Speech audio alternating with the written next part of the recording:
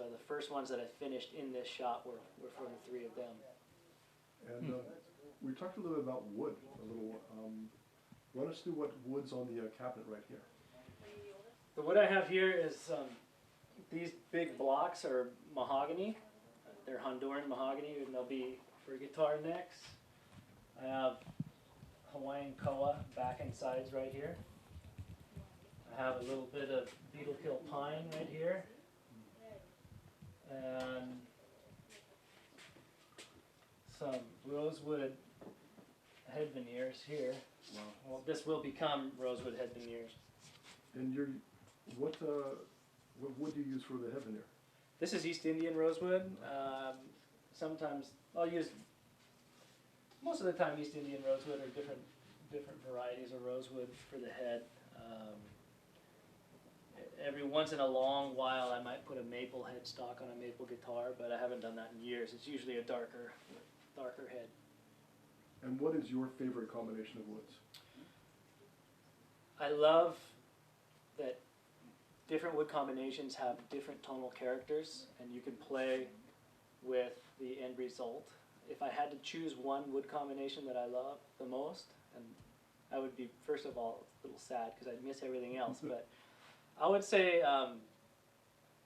cedar top with a maple body. I think it's a unique sound. It's robust, it has a power, but it's delivered in a very warm, gentle way. So you have this feeling of a grand instrument, and all the beauty is there, and it's not the usual sound. Nothing wrong with the usual sound. I love what's been done, but I also love that it gives you something that is not out there in such a big way. And let's talk a little bit about humidity in the shop. Okay. What do you normally keep the shop at? Right, we're pretty close to the ocean, so the natural humidity most of the time is a little too high. And when I'm gluing stuff up, it's at 50%. So right now we have the windows open or the doors open. The humidity's a little high. When I'm working, I run my dehumidifier, and we're at 50%. And what do you recommend for your guitars, for people that are buying guitars? I would say the safe zone is 40 to 65. You know, you don't really have to worry too much. Dips below 40 is where you start wanting to humidify the instrument. And do you think they should be left in the case at below 30, or? I do, unless you have a room that you're playing in that's humidified. Below 30%, it can be shocking to the wood. You know, when it dries out, the wood shrinks. And having a glue joint all around the perimeter of the instrument does not allow the... Hold on 1 second. I just flip this. I should have got the tripod, John. I'm going to do a couple more things. I'm going to do an autofocus there. Do you mind if I just set up a tripod real quick? It's fine. Okay, thanks. Let's just take a couple seconds to do that. Okay. I'm here with Pepe Romero. It's James Hunley. We're going to shoot this for the acousticexperience.com. I'm here with Pepe Romero, the renowned guitar builder that Vicente Coves in Granada thinks is the best builder in the world, and I tend to agree with him, although there are some fine builders out there. Pepe, thanks for joining us here. Thank you for coming, James. I wanted to talk a little bit about, we've got some B-roll already that you're going to see of the shop and some of the wood, but I wanted to talk about your concept of building and your combinations of wood. And first, we won't be able to show this rosette, but this is an amazing rosette. Can you tell us where this design comes from? Yeah, this is an homenaje to Santos Hernandez. The day I was born, my father brought to the hospital as a gift to my mother a 1931 Santos Hernandez.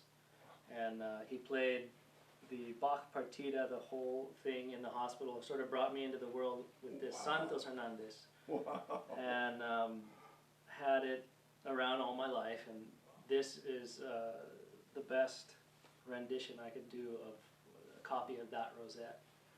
And what do you think you learned, if you had to say what I learned from Santos Hernandez, what do you think the dominant influence of his work would be to you? Santos Hernandez and Miguel Rodriguez are my heroes in guitar making. I admire there are many incredible guitar builders that I admire, and in no way is that exclusive, but those are like my gods. And what I love about Santos Hernandez is when you hold his guitar and you play it, it's so free. You pluck the string and the energy is released so freely and so robust and percussive. I think that there are very few guitar makers out there who are able to make a guitar that responds the way that the Santos Hernandez guitars did. Also, I love the simple, clean aesthetic that he had. It was the most fancy thing about his guitar was the sound. Yeah. The woods were great. The lines were clean and well executed, and they were magic. Wow. So that is something that I want to implement into my work. And one thing that I always have thought is so unique about you, and I've known you since you were very young, but is that you've always had a fascination with guitars. I remember your dad would have you change strings on all these guitars, these legendary guitars. Right. I don't think, can you think of anybody else that had access to the guitars that you have access to on a daily basis? No. As a luthier? No, I mean, there are people that have great collections, and I don't know if their children grew up in love with those guitars, but I think that it's unique to someone like myself who turned out to be a classical guitar maker and grew up with all the greatest guitars in the world around. Like, that was a guitar. I didn't know that they were these. Well, I didn't know what Yamaha was. All I knew was these are guitars, and this is what a guitar looks like. This is what a guitar sounds like. This is what a guitar feels like. And my ear was trained, and my hands were trained to these, you know, to Herman Hauser, to Miguel Rodriguez, to Santos Hernandez, and Domingo Esteso, and Fleta, and Friedrich, and all these legends. So I don't think that any other guitar maker had that luxury of growing up with those guitars and having them at their disposal. And the other amazing thing about your building is, you know, you also play. You're a very fine player, but you also have fine players around you. That I imagine that they give you some feedback about your building. Oh, after every guitar I finish. Right now it was my grandparents, Celedonio and Angelita's house. I spent a lot of time growing up here, and now my father and my uncle Celine live here. And every time I finish a guitar, we'd go up and I string it up with my uncle and my father. Wow. My cousins come over, my uncle Angel will come over, all the, you know, yourself, students and friends. This is sort of like a guitar mecca here. It's it really is. There's the guitar collection, there's teaching, there's composing, there's guitar making, and just people who enjoy it. Yeah. And everyone, you know, I'm interested to know what everyone thinks, and I myself play my guitars and scrutinize what happened from one to the next and try to figure out from what little change I did inside the instrument to what the end result is and why did that happen, and learn from every one. And when you're building a guitar, like let's take guitar number 10 to guitar number 200. What depth of change, what percentage of change has that undergone? Oh, a lot. It's there's an evolution. It's like you're, you know, a guitar making, and I'm sure your guitar playing. Sure. You dedicate yourself to get better every day, no matter where you are. If you're a beginner, there's a whole lot to learn, and as you get better, I feel like today there's still just as much to learn as there ever was. Wow. And you want to hone and refine your craft. Number 10, at that point, my guitars were sounding good, and I had a long way to go as far as a craftsman was concerned. But the overall sound was the sound was there. It wasn't. I remember that. I remember the sound was there. It wasn't refined and polished, and I didn't pull out what I'm pulling out of my guitars right now. But it was a beautiful sounding instrument. Yeah. Yeah. But I still strive. You know, 200 has the beauty of 10, but it has more power, more clarity, more separation, better overtones. Feels different. Yeah. I was just talking to your dad upstairs a little bit about the playability of your guitars. One of the things that's amazing is the attack, the clarity, the evenness of the guitar all the way through. Where there's the voicing, you know, you never have to think about how much power you have to put on a string because it's even all the way through. And we talked a long time ago, that's what I always wanted in a guitar, but What also I think is unique about these guitars, and every one that I play, is the playability of the guitar. All of us think, I think that action, that, it's all about the height of the action is all that has anything to do with playability. And a while ago, you had said to me that's just one factor of it. Of course. Can you explain why your guitars are so easy to play, and yet the action is still up at 3.8 on the 12th fret? Like I said, there are many factors that go into how a guitar feels, and the action needs to be set right, and it's player specific. Some people want them set low, some people want them higher, but the tension, the overall tension, I mean, in the right hand and the left hand, some guitars are overly stiff and some are overly soft, and to get it just right, it has to do with the dome of the top, it has to do with the angle of the neck, it has to do with how the top is thicknessed. The top should be free moving and almost like a trampoline. So when you pluck the string, the whole thing is set into motion. This is something that Santos Hernandez was a genius at. Wow.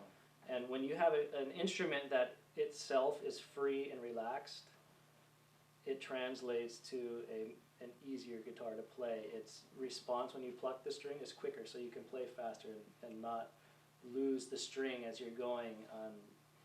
The neck angle, the break angle of the head itself here,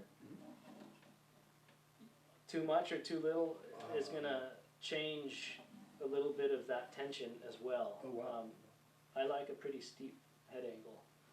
Yeah, every guitar you built, it's like we always play them, and then all of a sudden it's like, well, this action is so low, and then when you look at the action, the height of the string is actually not low, but it just feels that way. It feels like the guitar wants to make you more accurate.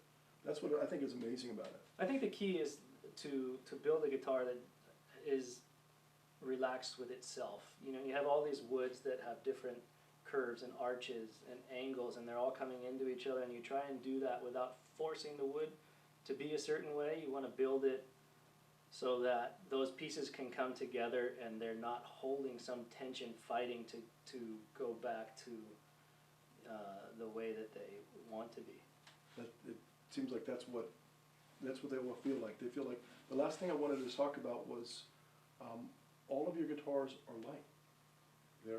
I have a collection of guitars, and most of them are just heavy, but I noticed that all of your guitars reminds me of the Estacio. Okay. They just feel like they're free and light.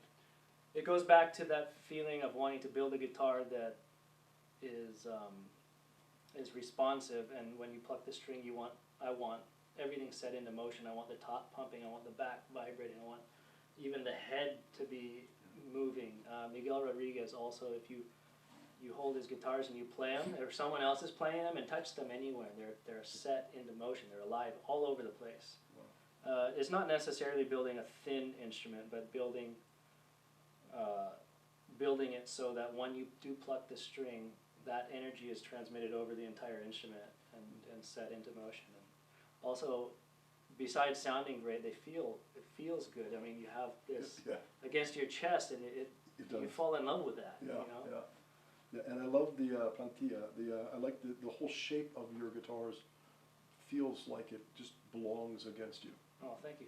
It's one of the most comfortable guitars I think you can possibly play. It's a traditional guitar. The body shape, body style is my own. It's comparable to what a Miguel Rodriguez might be, but it's not a small guitar, and it's not overly large, but it feels right to me. Cool. Well, thank you so much for your time, Pepe. Thank you. It was awesome, man. Thanks. See ya. Okay. This is like the big subject all of the time. They just don't know to even think about it. I do. I live in the desert. Yeah. And it gets really dry So out it there. becomes obvious to you. I mean, the problem. For some reason. Guitar tops, and then over here we have my ukulele woods. Some bodies, ukulele bodies in motion. Thank you, John. I thought we cut between it there. John, you want to take it over? What? It's funny because I just was watching this interview in Europe, and it was a 2-camera shoot, and they were both the exact same camera. This whole TV thing, they went over, they were shooting one of the camera, I'm like, it's my camera! That's cool. Oh boy, that's nice. But it's 720 HD instead of the 1080. Okay. So that's the only difference, and it's still HD, it's still that signal. But you should see the technique stuff I do with your dad. It's When did you do this? a year and a half Last ago. time you were down? He's never seen it, actually. All HD right hand lit up. Oh, wow. All the slow motion. So what are you gonna do with it? Well, I use it every day. Teach with? Yeah, I watch it probably 5 times a week. Wow. Are you gonna publish it? Well, he has to see it first, and we're gonna do another thing, yeah. But it's like, cause I've been after it for 20 years. For 20 years, I've been trying to get very high definition, just right hand, slow motion, frame by frame stuff. To have that and his book would be a marvelous pair. I mean, if you could add like to do a pack, you know, they sell his method and, Yeah. and if you could get some of your DVDs. footage on a DVD Yeah. as a bonus, you know, $5 more, you get or $10 more, you get Yeah. that. This is gold. He hasn't seen it, we're gonna do another one, but I'm keeping this one anyway, so it's like, Right. because it's so, Jesus, I mean, like, I've got him doing free stroke scales, and rough stroke scales, frame by frame, it's all lit up, so you know, Right. so you can see the You can flex see of the what's distal going joint, and the motion, and the return of the distal as it comes back into orbit of, it's like, so if I have to say, you know, I'm saying something, it's a shock absorber effect in the distal joint, the orbit comes back from the proximal, will lift, I don't have to try to say it, I can say, check this out, Right. frame, and they're all like, oh. Right. It's like, because the words just don't Yeah, do you it. can't, yeah. It's just amazing, yeah, but we were supposed to come down with a photog, and at the time, and we couldn't do it, because the guy was on an Africa shoot. Have you seen the Big Blue Planet series? You know, the Blue Planet series, that they do these series of all the wildlife. I've of seen the world? something similar a few years ago, Planet Earth, maybe Yeah, they called it, yeah, something like so- that, yeah. Like, just Yeah. unreal footage where you're like, how, they must have camped out in that bush for 5 years to Exactly. get the That- yeah, footage. That's the guy, the DP, the Oh, director wow. of photography for that shoot. Right, He does those series. okay. And then they're doing alligator, this whole underwater thing of an alligator cam, that they go under and they put the alligator, it's like a remote cam, but, It's so he's insane. coming up here to shoot this thing, and the cam went down, they're doing an Africa shoot, and they have to, like, exactly like that, they have to get in, they have to fly into the place, they have to set up and have all the fixers work and everything, Yeah. and then they have to, and this part went down, so he bailed out on us Get that out of day. this shot. Yeah. So it was pretty, anyways, that's the guy that I'm gonna use for the video. Awesome. Yeah, that's the guy that, You have padding under here, don't you? he does, yeah.